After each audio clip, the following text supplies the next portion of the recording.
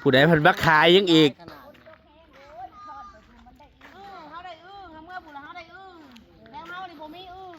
ฝนตก2 มื้อ 3 มื้อแล้วเขาจะมาขายอึ่งมาท่านนี่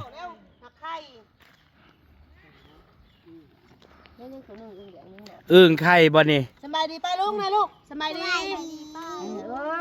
แม่ค้าขายอึ่งจะแม่นหนาคืออึ่งคักอันนี้นะอันนี้300เขาจะไปให้สเต้เอาอะไรตัวนี้ไม่ใช่เรียกได้50 บาทอันนี้อึ่งเผาเนาะมันมีอึ่งเผาอึ่งย่าง50 บาทขายโลเท่าไหร่เนี่ย300จ้าอึ่งไข่ไข่หรือขี้ไข่จะไข่แน่นอนเบิ่งฮะอันเบิ่งตัวอุ้ยไข่เนาะไข่ทุกโตนี่ได้อึ่งนะเขาจะเอาเนี่ยเจ้าเด้อตัวแซ่บๆดิเด้อเปลี่ยนไปก็เปลี่ยนอึ่งนะโลเท่าไหร่นะเด้อ300โอ้ยผู้เฒ่าจักสิให้คนใดเนาะ50ไปจับเองเลื่อนซื้อเขาเจ้ามาไปชื่อมาบ่นึกว่าไปจับเองอันซื้อมาก็บ่ซื้อมาใกล้ๆแถวนี้บ่ได้มีอึ่งแล้วเฮาบ่มีอึ่งดงเห็นกูอันแม่ค้าอันประจำแถวบ้านแหละเฮาก็เบิด10ปลายโลแหละกูเมื่อเงินมาให้ก่อนเด้อเฮาจะถ่ายอยู่นี่เขาเช้าดวงจันทร์ผู้ใดเอาแล้วซื้อจักบาทเดียวเป็นไง50 บาทได้50 บาทได้จักโต4 โต50 บาทเขาขายโลละ300เขาบ่ซื้ออย่างนะมึงไม่ได้ซื้อช่างเขาเอามาพูนอำมาลาซื้อ2 โลเวลา2 โลให้อีแม่4 โตยังวะให้ป้านะ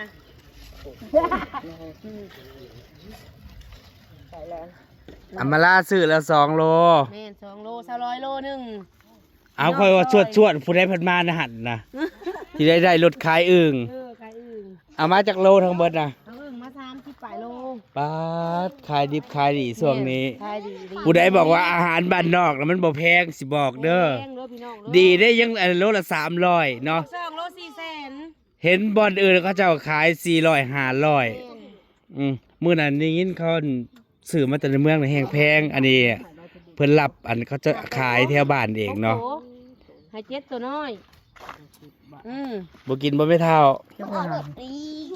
กินได้ตายแล้วบ่ได้กินได้เฒ่าแล้วได้ตายไปแล้วต้มอึ่งแม่ไข่อึ่งพ้นตกไหมผู้ดีแล้วช่วงนี้นะช่วงนี้นะใบมะขามอ่อนกำลังโป่งเนาะใบส้มเสียวต้มสมเส้นตัวน้อยๆก็บ่ได้ไข่นะเพราะว่าเขาบ่ค่อยจับอึ่งผูอึ่งขนาดอึ่งหมกแดงเขายังบ่เอาบ้านเขาเจ้าอึ่งหลายบ้านเฮาเลยสิหาสิห้องก็บ่มีกิโลน่ะก็ป๊าเก็บเป็นเข่งเป็นหาบน้ำท่วมเด้ใช่มั้ยเฒ่ากิโลใหญ่บ่ทั้งเขาใหญ่แล้วซ้ำมันกำลังคนโหจับเบิ่งดูอีหนูตัวใหญ่ไข่ๆจับเบิ่งดูมันมีไข่อยู่บ่นี่ไข่คู่โตเลยสังเกตหงายท้องมันสิมีไข่เต็มท้องเนาะไข่มันน่ะเป็นก้อนๆเลยไข่มันน่ะกี้เอ้ยเอาไม่เท่าแน่ตัวน้อยๆไข่เจ้าเอาแล้วแต่ตัวนี้น่ะเกี้ยมนะมันบ่มีได้ไม่เท่าอันนี้คืออึ่งเผาพี่น้องรักซ่องบ่มีเขาเช้าดวงจันทร์มาเอาเฮาเบิดอึ่งเผามันก็สิแตกต่างได้อึ่งเผามันสีนี่พี่น้อง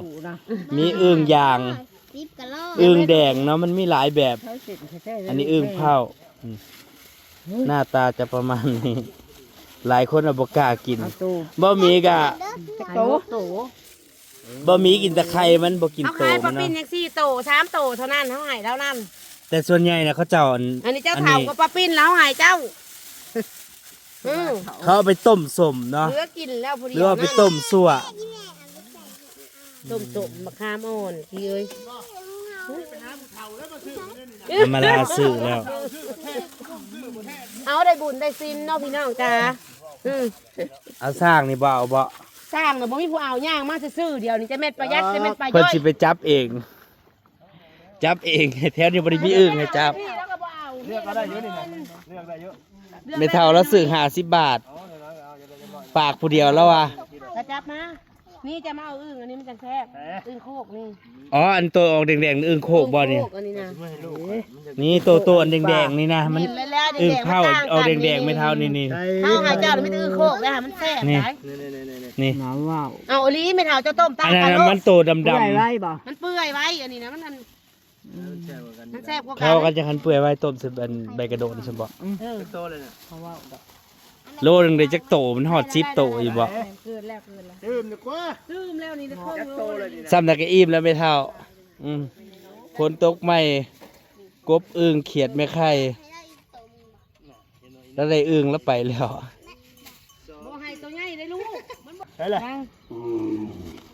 อึ่งไม่ค่าขายอึ่ง กินปานใดเงิน100นึงน่ะบ่ไปซื้อปักซองบ่ได้เด้อหั่นเด้อ มันแหง่เขาท้องนั่นน่ะ เอาพยายสร้างก็เอาติ บ่มาให้ค่าสร้าง อืม 100นึงบ่ทำต้มกิน เขาได้กินมาแล้ว เออ ต้มใส่ใบมะขามอ่อนสำหรับผู้ใดที่มักกินต้มอึ่งพี่น้องเนาะ เขาวิ่งโคกนะว่าไข่ยังไข่ ไข่เลยเนาะ ไข่ตัวน้อยกับไข่เขายังเว้าอยู่น้อยๆกับไข่ นึกว่าอันเขาเจ้ามาขายอย่างเลยเสียงแซวๆอำมาลาซื้อ นั่นนี่แหละขายของเลยพี่น้องมันได้ตื้มผู้คนบริตื้มจังไรหายซ้ำ โลนึงบ่พยายสร้างนะ 100 50 บาทก็ขาย100ก็ขาย200ก็ขาย โลนึง 300 จ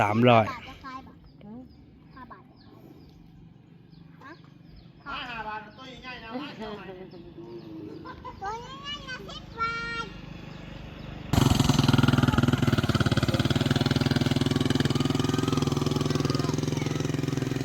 บรรยากาศดีคักพี่น้องมื้อนี้มืดฝนทั้งวัน หลังจากที่ฝนตกตอนเช้ามื้อนี้ตกแต่เช้าฝนเขตอื่นน่ะตกจนน้ำเต็มให้เต็มคันจังว่าเขาเจ้าได้อึ่งมาขายเนาะแต่บ้านบ่มีนะอึ่งน่ะบ่มีอึ่งเด้มีดามโตนมีแต่อึ่งอย่างซุมื้อนี่บ่มีอึ่งส่วนใหญ่น่ะเขาเจ้าไปจับอยู่แถวอันเขตที่ปลาหลายๆตามห้วยตามห้องอ่ะ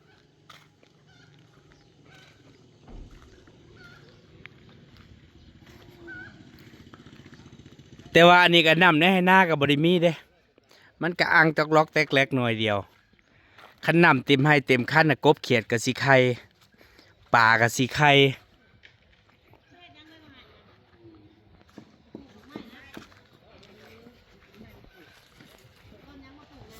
ประเภทอาหารนี่ก็ขึ้นอยู่กับผู้มักพี่น้องเนาะ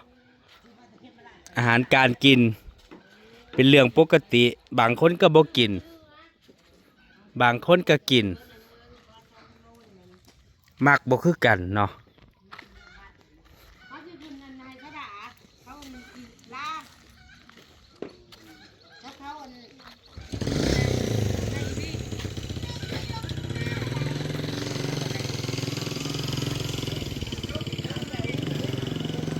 ฝนตก3 มื้อแล้ว พายุเข้า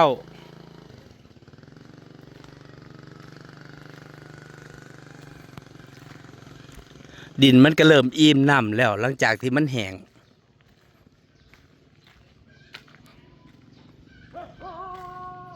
ต้นใบไม้หญ้าก็เขียวได้บัดนี้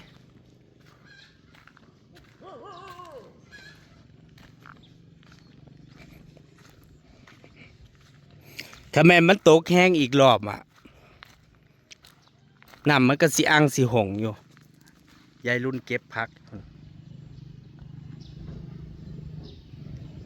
พอมื้อนี้วันเสาร์มื้ออื่นวันอาทิตย์เพิ่นก็เตรียมเก็บพักขายอีกแล้ว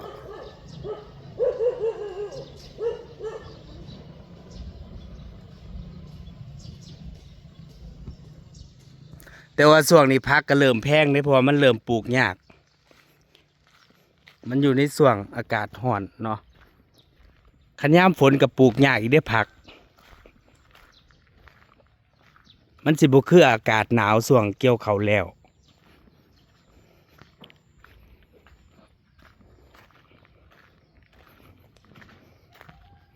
พอฝนตกแล้วอากาศก็ดีอากาศก็เย็น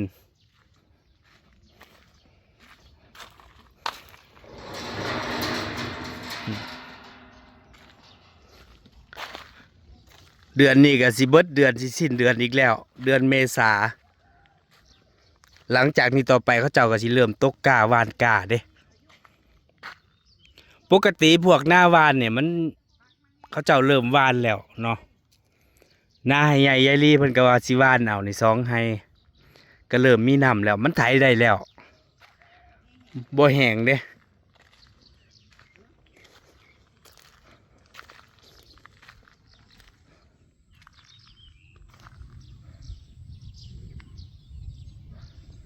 ผักขม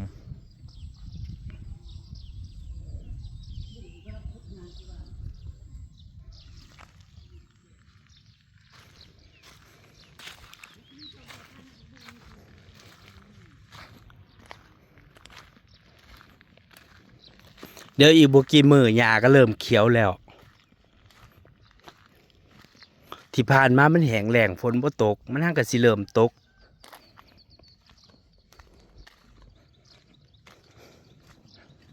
แต่ว่ามันบ่ฝนบ่ตกแห้งคือเขตอื่นเนาะเขตอื่นเขาเจ้านี่แบบฝนมาหนักพอสมควรส่วนใหญ่มันตกอยู่ทั้งภาคเหนือกับภาคใต้เพราะว่าภาคกลางบ้านบ่มีมันเป็นภาคกลางนะมันแบบบ่ค่อยมีธรรมชาติอะฝนก็เลยบ่ค่อยตกเริ่มได้ยินเสียงกบเขียดห้องกันได้พี่น้องนี่นั่นเขียดห้องบ่แม่นเขียดว่างไข่แล้วบ่คันฝนตกมาแล้วบ่ได้อึดแนวกินเนาะธรรมชาติหน่อไม้ก็สิออกกบเขียดก็ว่างไข่สอนลูกหวกต่อ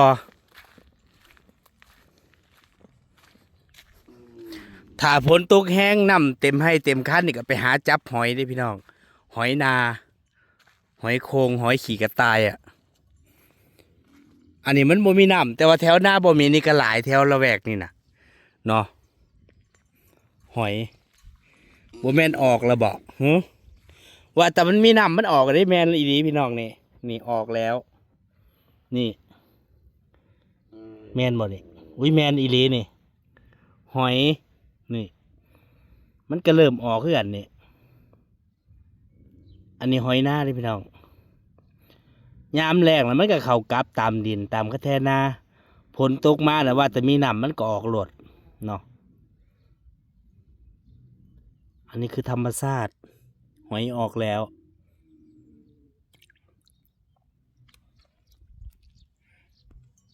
น้ำมันบ่ไหลซื้อมันก็เลยบ่ค่อยออกมันสิออกแต่บอลที่มันมีน้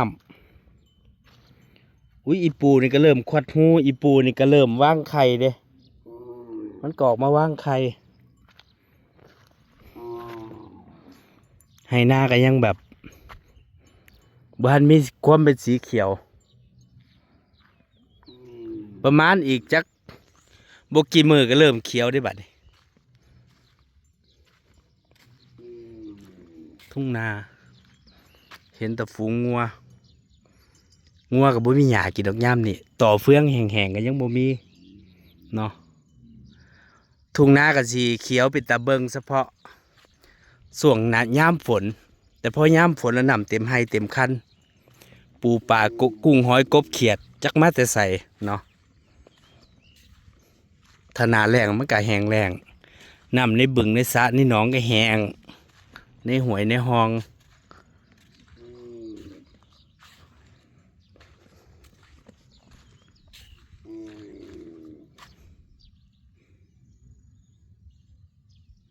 เดี๋ยวรอให้ฝนตกถ้าตกแห้งๆอันหลายรอบนี่เฮ็ดก็ออกได้บัดนี่เดี๋ยวรอรุ่นพี่น้องว่าฝนมันสิตกอีกรอบบ่เดี๋ยวจักมือ2 มือบ่มีก็สิขึ้นไปปลูกมักทั่วมักแตงปลูกดอกกระเจียวอยู่สวนฝั่งนั่น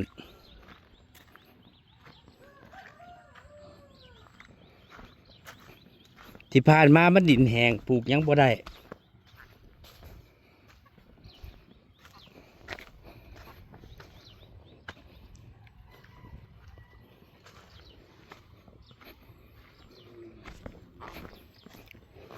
สีเขียวแน่แต่ในสวนแต่ก็บ่ได้ปลูกหยังซุมื้อนี่เนาะมีจะเตรียมทำนาอันนี้พักสาระแหน่เพิ่น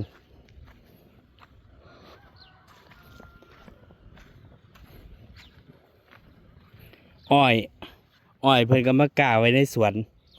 ฝนตกแล้วก็สิไปไถปลูกอยู่เดินพุ่นล่ะ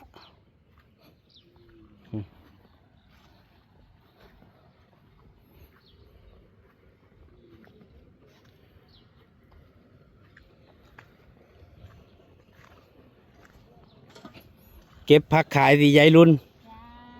มื้ออื่นฝนสิบ่ตกห้ำอีกบ่ช่วงนี้ก็พายุเข้า น้ำก็มาให้งัวกินให้สบายดีพี่น้อง ขายช่วงนี้ก็ขายดิบขายดีได้พัก